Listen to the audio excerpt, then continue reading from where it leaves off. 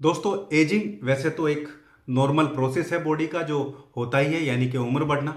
लेकिन अगर समय से पहले बुढ़ापा आ रहा है या ऐसे सिम्टम आ रहे हैं जो आपकी उम्र के नहीं है, आपकी उम्र से ज़्यादा आप लगने लगे हैं, तो ये नेचुरल बिल्कुल नहीं है और ये अचानक भी नहीं होता है। ये धीरे धीरे आपके अंदर बॉडी में कुछ ना कुछ ऐसी चीज़ है जो आपके शरीर को नुकसान पहुंचा रही है।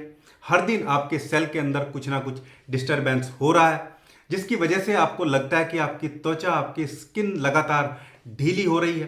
खासकर सबसे पहले यहाँ हमें पता चलता है कि यहाँ बहुत ज़्यादा ढीलापन आ रहा है, तो आप प्री मैच्योर एजिंग के शिकार जरूर हो रहे हैं। जोड़ों में स्टिफनेस क्यों हो गई, आप ये सोचते हैं। आप सोचते हैं कि 40 के उम्र के बाद भी ऐसा लगता है कि 60 साल के आसपास की एनर्जी शरीर में बची है। आज मैं आपको बताऊंगा 4 ऐसे घरेलू बीज जिनको आप रोज सुबह कंज्यूम कर लेते हैं, नाश्ते की तरह, ब्रेकफास्ट की तरह, तो आप देखेंगे नेचुरल होने वाले एजिंग के प्रोसेस को ये स्लो करेगा और अगर प्री मैच्योर एजिंग है तो उसको पूरे तरीके से ठीक करके एक नया ग्लो, आपके शरीर में एक नई एनर्जी और स्फूर्ति प्रोवाइड करेगा।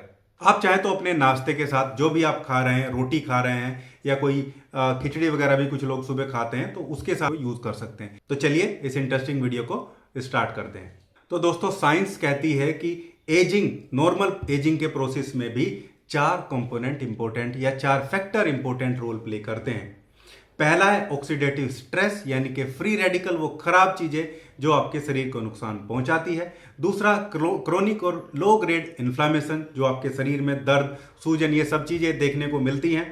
प्रोटीन और माइक्रो न्यूट्रिएंट्स की डेफिशिएंसी तीसरा फैक्टर है। और चौथा फैक्टर है गट का, यानी कि आपकी आंतों का एब्जॉर्प्शन खराब हो जाना। जो आप खा रहे हैं वो शरीर में अच्छे से नहीं लग रहा है। इन चारों चीजों को अगर एक साथ एड्रेस कर दिया जाए, ऐसी कुछ चीजें खा ली जाए जो इन चारों चीजों को पे काम करे, इन चारों चीजों को रिड्यूस करे, तो जरूर इस प्री मैच्योर एजिंग के प्रोसेस को या एजिंग की वजह से होने वाली समस्याओं को स्लो डाउन और खत्म किया जा सकता है। ये जो फॉर्मूला आज मैं आप लोगों को बता रहा हूं, ये बिना लीवर पे एक्स्ट्रा लोड डाले, बिना आपके न्यूट्रिएंट्स को आइसोलेट किए, यानी कि जो आप खा रहे हैं वो प्रॉपरली उसी तरीके से आपको मिले और एक संपूर्ण आहार के तरीके से लंबे समय तक आप इसको ले भी सकते हैं। तो बिना देर किए सीधा अपने फॉर्मूले की तरफ चलते हैं। दोस्तों ये जो फॉर्मुलेशन है ये बीजों पे आधारित है, सीड्स पे आधारित है। ऐसे सीड्स, ऐसे बीज जो हमारी एजिंग के प्रोसेस को स्लो करते हैं, ऐसे एंटीऑक्सीडेंट उनमें होते हैं। डब्ल्यूएचओ भी ये कहता है अगर कोई होल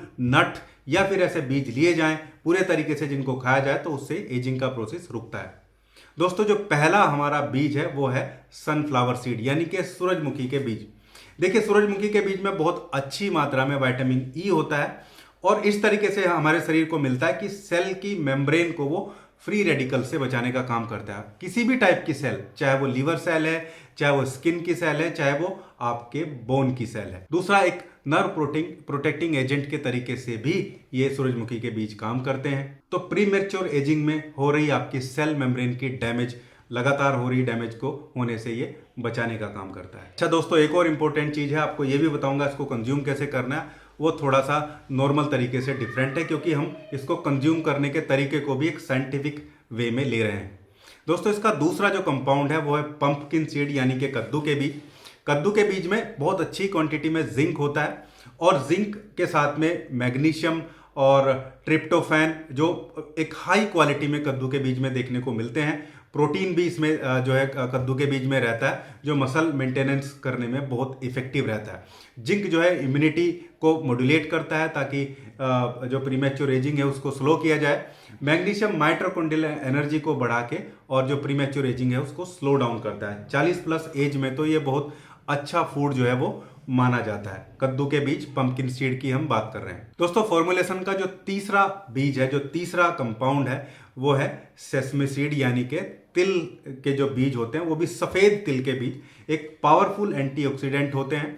इसमें लीवर को डिटॉक्स करने के एंजाइम जो है पाए जाते हैं। बहुत अच्छी क्वालिटी में इसमें कैल्शियम होता है और दूध से भी ज्यादा कैल्शियम आपको इन तिलों के बीज से जो है वो मिलता है। ऑक्सीडेटिव स्ट्रेस को कम करके ये स्किन की ग्लो को भी बढ़ाते हैं और आपकी हड्डियों को समय से पहले मैच्योर होने से रोकने का काम करते हैं। जी हाँ, जो तिल के बीज है वो हमें इसमें लेने हैं। दोस्तों लास्ट और चौथा जो बीज है इसमें वो है अलसी के बीज। अलसी के बीज आपको actually omega 3 fatty acid provide करते हैं, जो आपकी वास्कुलर टोन के लिए बहुत जरूरी हैं। साथ में ऑक्सीडेटिव स्ट्रेस को रिड्यूस करने का काम करते हैं, सेल मेम्ब्रेन की फ्रेगलिटी को मॉड्यूलेट करते हैं। ओमेगा 3 इन्फ्लामेशन को भी शरीर में कम करने का काम करता है। जॉइंट की हो रही एजिंग, ब्रेन फॉग जैसी कंडीशन, मेमोरी कम होने जैसी स्थिति को ये बहुत बेहतरीन तरीके से मैनेज करते हैं। इसमें सोलुबल फाइबर भी होता है अच्छी मात्रा में, म्यूसिलेज जैसे कंटेंट भी होते हैं जो हमारी गट लाइनिंग को इंप्रूव करने का काम करते हैं। अलसी का बीज हमारा चौथा कंपाउंड इसमें है। दोस्तों अब बात करते हैं इसको कैसे तैयार करना है और कैसे इसको लेना चाहिए, किसके साथ लेना चाहिए। देखिए, इन चारों बीजों को समान मात्रा में आपको ले आना है। किसी भी आपकी किराना की दुकान से, परचून की दुकान से आपको ये मिल जाएगा। समान मात्रा में ले आइए और हल्का सा अलग अलग सबको रोस्ट कर लीजिए। अलग अलग करेंगे क्योंकि सबका टेम्परेचर अलग अलग होता है। अलसी के बीज बहुत जल्दी हो जाते हैं, उनको ज़्यादा आंच पे नहीं करना चाहिए। ऐसे ही सबको अलग अलग रोस्ट कर लेंगे। ठंडा होने के बाद इनको दरदरा सा किसी मिक्सी में आप पीस लेंगे। बहुत फाइन पाउडर नहीं बनाना है, दरदरा ही बनाना है। बहुत अच्छे से मिक्स करके रख लेंगे। दूसरा, अब आप इसको यूज कैसे करेंगे वो आप देखिए। क्योंकि इसमें ओमेगा 3 फैटी एसिड है और फैट सोलुबल चीजें हैं, तो आपको इसको ऐसी चीज के साथ कंज्यूम करना चाहिए जिसमें थोड़ी मात्रा में फैट भी जरूर हो और सबसे बड़ी बात है कि ये हजम अच्छे से हो। देखिए, जिस चीज के लिए हम इसको यूज कर रहे हैं उसके लिए विटामिन B12 भी थोड़ी मात्रा में मिले तो ज्यादा अच्छा है। यानी कि अच्छे प्रोबायोटिक के साथ अगर आप इसको लेते हैं तो ये आपको एब्जॉर्ब अच्छे से होगा और काम बहुत अच्छे से करेगा।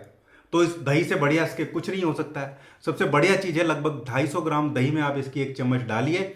दही बहुत अच्छा प्रोबायोटिक है, आपकी गट लाइनिंग को हील करेगा ताकि प्रॉपर्ली एब्जॉर्प्शन हो। और सबसे बड़ी बात है कि ओमेगा 3 और दूसरे फैट सोल्यूबल कंपाउंड को ये अच्छे से आपको हजम कराने में मदद करता है।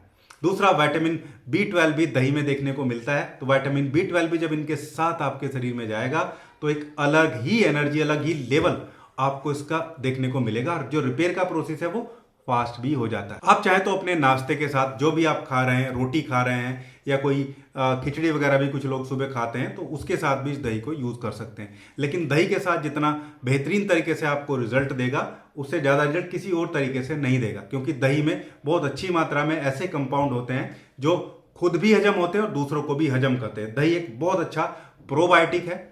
सबसे बढ़िया तरीका है कि आप इसको लगभग 1 कटोरी 250 ग्राम 200 से 250 ग्राम दही में आप इसको 1 चम्मच डाल के यूज करिए। एक छोटी चम्मच जो होती है उसको आप इस दही में डाल लीजिए और आप इसको खाइए। सुबह सुबह सबसे बढ़िया इंपैक्ट आपको ये देगा नाश्ते के तरीके से। तो दोस्तों, उम्र को रोका तो नहीं जा सकता है, लेकिन एजिंग के प्रोसेस को अच्छे खाने के साथ में, अच्छे न्यूट्रिएंट के साथ में स्लो जरूर किया जा सकता है। आज का वीडियो इसी का बेस था। वीडियो आपको अच्छा लगा हो तो वीडियो को लाइक करिएगा। आप वीडियो कहाँ कहाँ से देख रहे हैं ये भी कमेंट बॉक्स में जरूर लिखिएगा और वीडियो को कम्युनिटी में शेयर करिएगा ताकि दूसरे लोगों को भी इसका फायदा मिलता रहे। दोस्तों, मिलते हैं एक ऐसी इंफॉर्मेटिव और हेल्दी वीडियो में। तब तक के लिए धन्यवाद, नमस्कार।